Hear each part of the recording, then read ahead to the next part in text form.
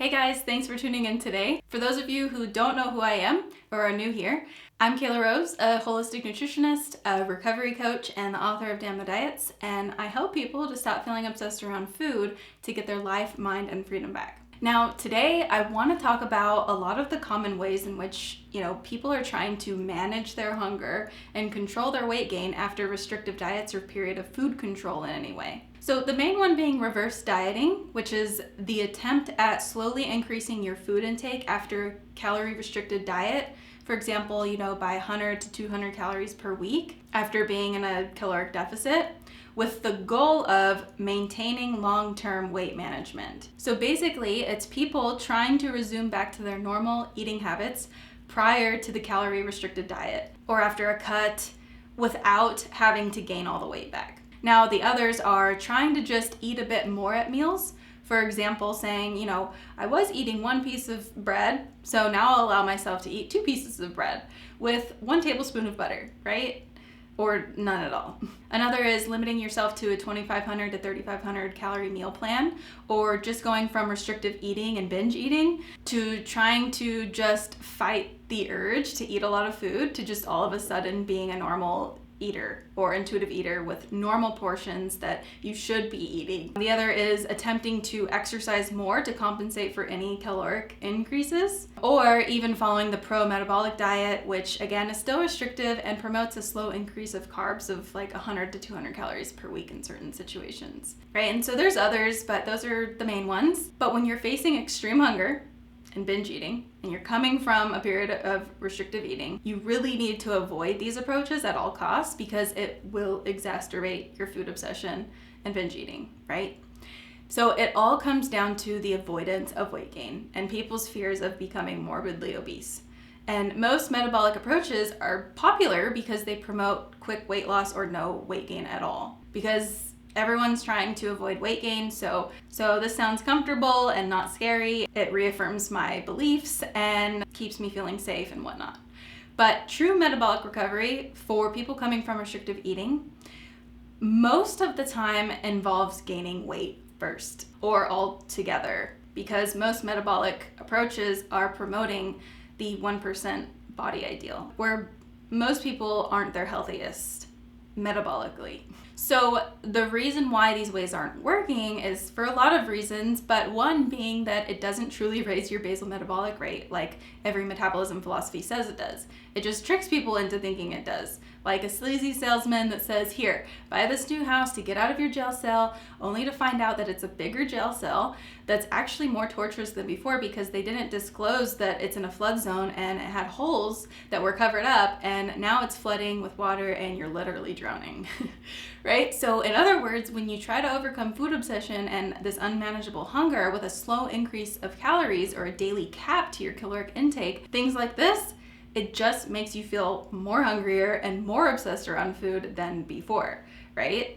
Even though you're eating more than before, right? It kind of doesn't make sense, but it does when you understand what's going on, because they're just in a bigger prison cell. They're eating more than they were before. They're a little bit more flexible with food choices, maybe more meals throughout the day, whatever, but it's a facade because it's still all about control. To control weight gain, to control hunger, to control calories, even maybe to control emotions, to control your perceived sense of safety. I mean, there's so many things, right? But the main ones are to control weight gain.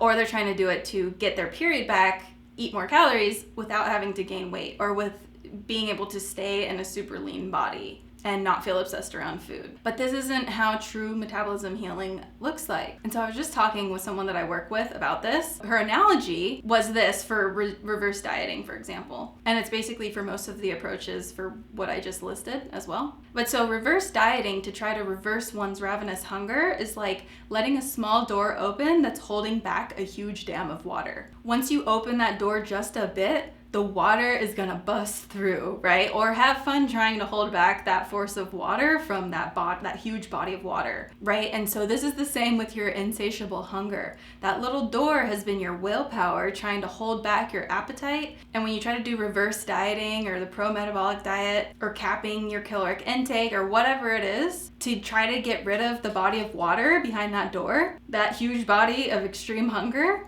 right? Just adding in a small amount of calories is like opening that door.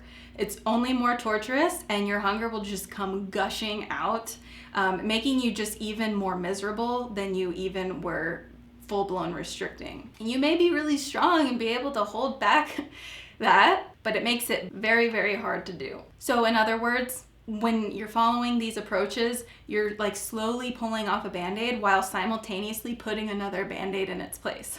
So instead you want to rip off the Band-Aid, right? Just feel all of the pain like quickly, or release the floodgates and develop a strategy for what that brings up for you, right? It's not just easy as rip, okay, like done, and that's all you have to deal with is your hunger.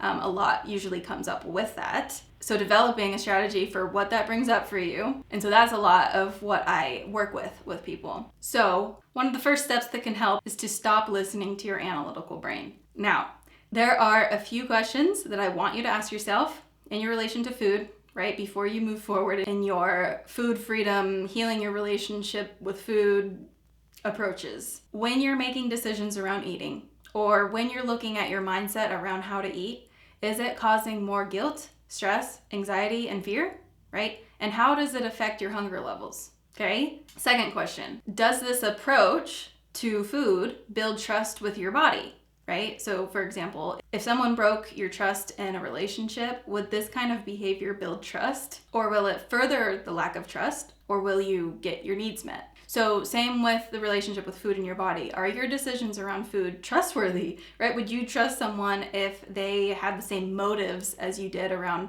food in the body, right? If someone's true motives are just to manipulate and control you, even if on the surface level it seemed genuine, it seemed like genuine care, is that worthy of trusting, right? Are your motives to manipulate and control the body? And is that trust building? Third question, is this way of approaching food really helping you? Right? I know this sounds like an overly simple question, but really ask yourself this question.